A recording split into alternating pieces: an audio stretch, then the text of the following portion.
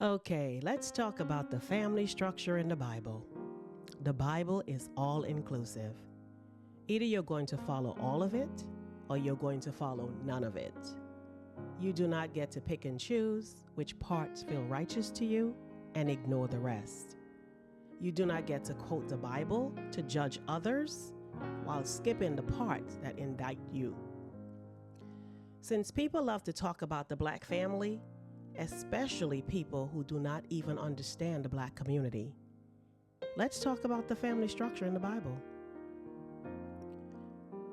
The first family in Scripture ended in murder, and it is all downhill from there. Cain and Abel, the first broken home. 2 boys, same parents. One gave his best, the other gave the bare minimum and got mad when God did not accept it. Instead of growing, he unalived his brother.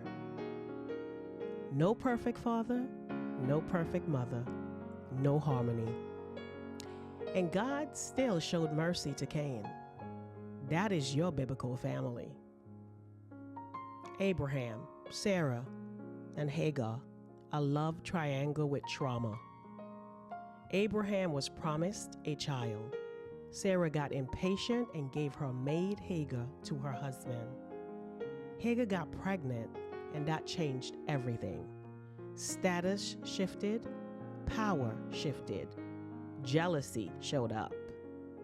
Sarah sent Hagar away twice, the last time with nothing but bread and water. God did not scold either of them. He just kept moving through the mess.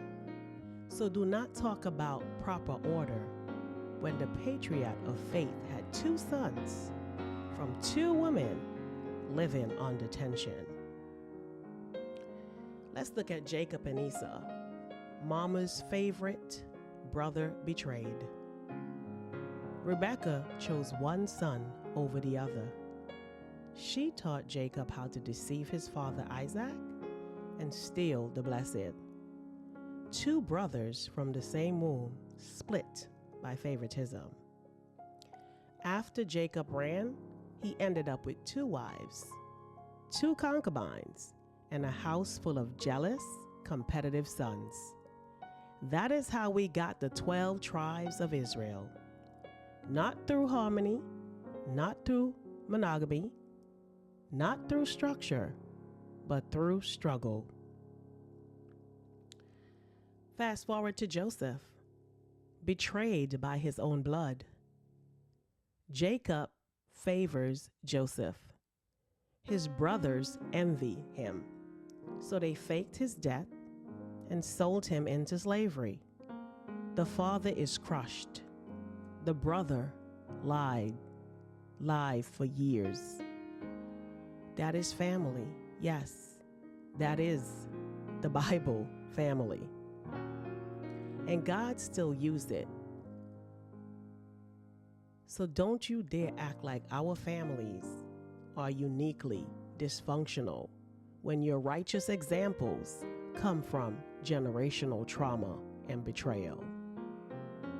David, adulterer, murderer, father of rebels, slept with another man's wife, got her pregnant, then had her husband killed. One of his sons raped his daughter. Another son killed the rapist.